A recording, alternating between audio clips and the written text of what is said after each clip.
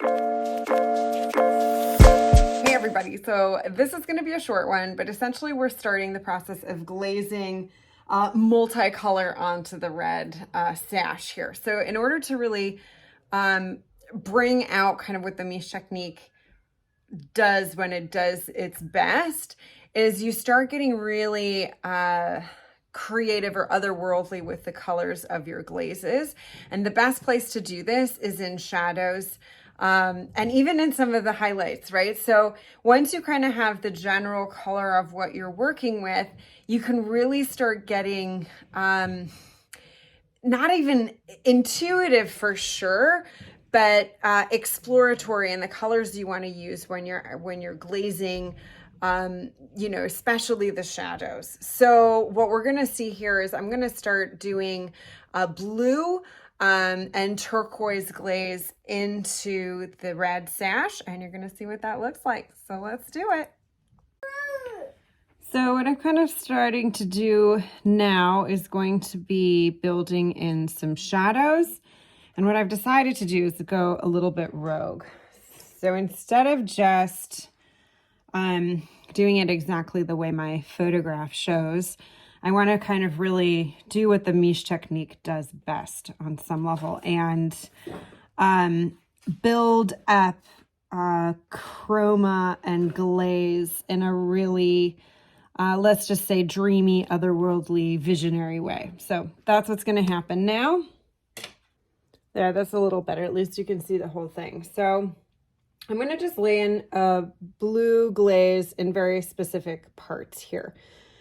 So this is not exactly all of the shadows, but just part of the shadows. So you'll see what I mean in just a moment. And I am using a phthalo blue.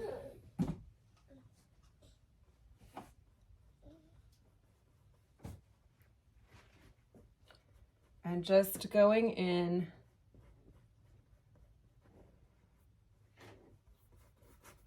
certain places that have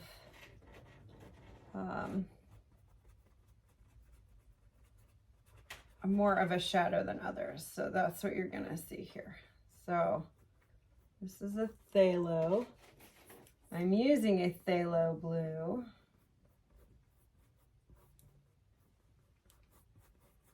Because it's a cool blue, and because so much of the painting is very warm already, and I've used a red on top of the orange and everything, so I decided I wanted to bring in some cool colors, not just on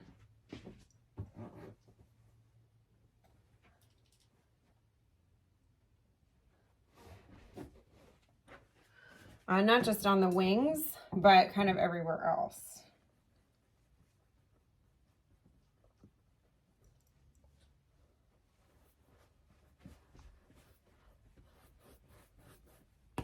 Oh, let's be careful with that, folks.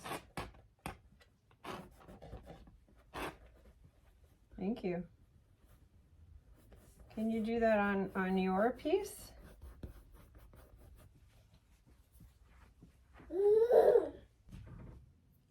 Okay, sorry, we went back to this view.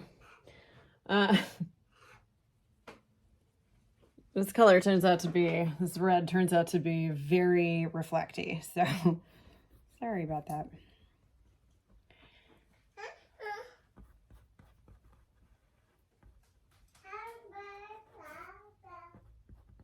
So just kind of going in.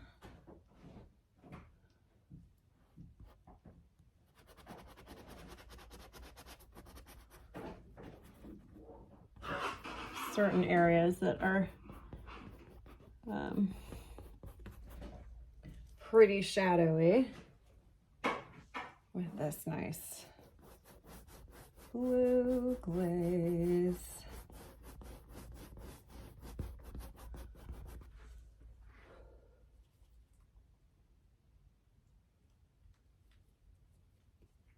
So why am I doing this? I will probably do something like this again with either the same color or slightly different color, maybe even a purple layered on top of this. Probably a purple layer on top of this.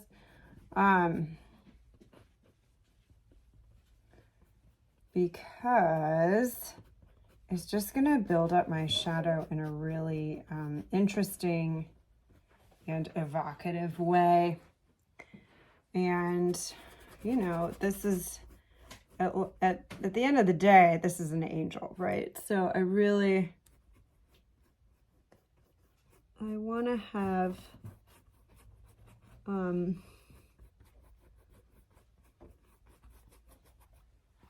elements to this that are otherworldly, like it needs to be, right?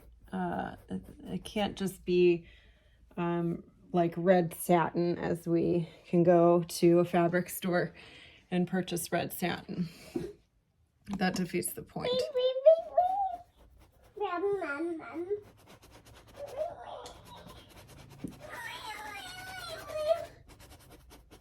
Oh my goodness. Bobs! Oh my gosh, she's eating my toes. Baby hawk. Baby hawk.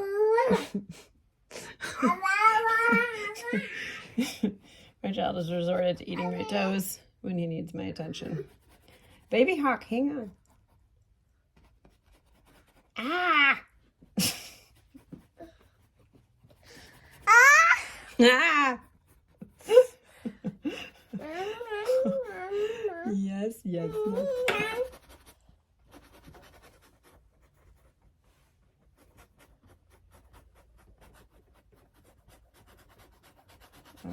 Okay.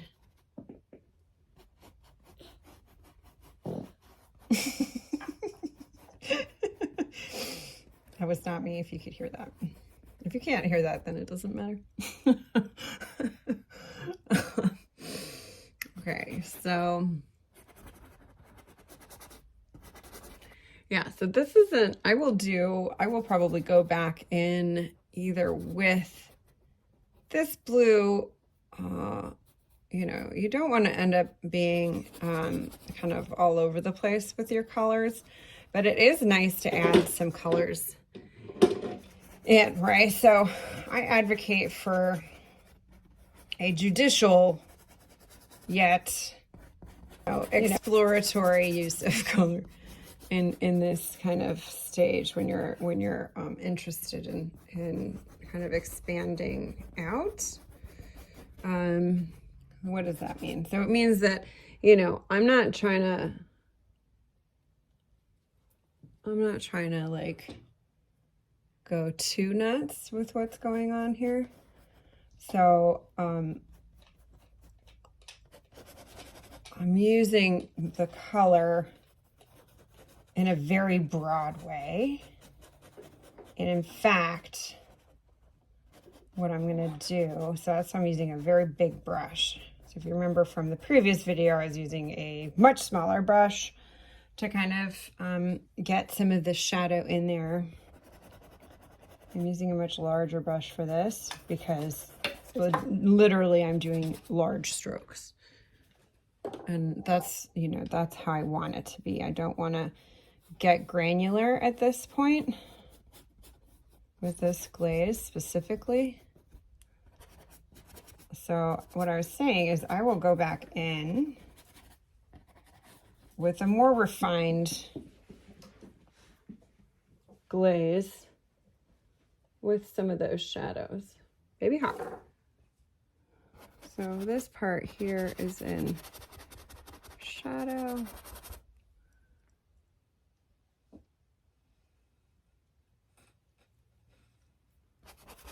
Okay, just again doing broad strokes.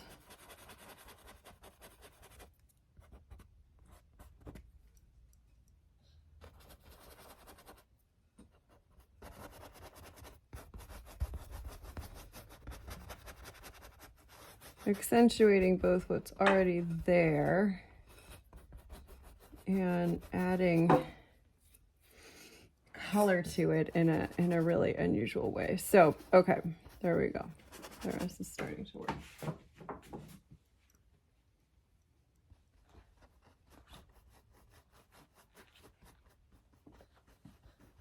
So I will definitely go back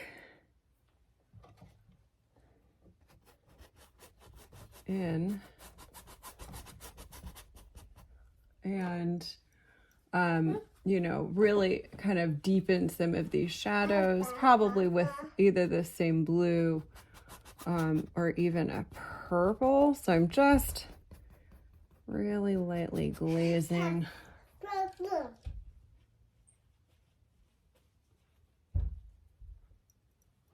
With this lovely blue here. Try not to be too dark with anything. So when I first have, you know, lots of paint on my brush, I'm kind of like just dropping that off places that I can blend in later as I'm working. There.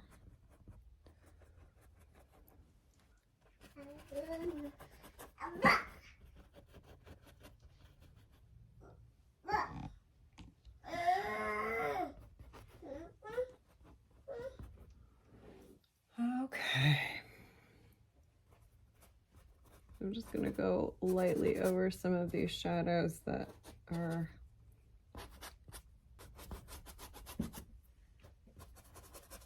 come here, please. Come on. Thank you. Okay, and this part can go relatively quickly. So what we're going to do is I'm going to let that dry, and then I will come back in with another layer and we'll go from there. Okay, so you can see I actually, because I couldn't leave well enough alone, I wanted it to pop just a bit more. So I went back in with a turquoise, and the turquoise I love and use is this stuff, cobalt turquoise, fantastic. And so I went into the shadows again, and I'm gonna just kind of back up here, and you can see, now you can see the shape of what's happening, right? There's this ridge here, this goes under and behind his foot, it swoops around. Suddenly, this, instead of just one big flat object, has this movement that I have been looking for. So kudos on that. Now I am going to let it dry. Now you can see kind of the color a bit more. The phthalo blue just was, I needed a bit more, so I just mixed in that turquoise, and now it's doing exactly what I want. So we're gonna let this dry and go back in with some highlights and shadows.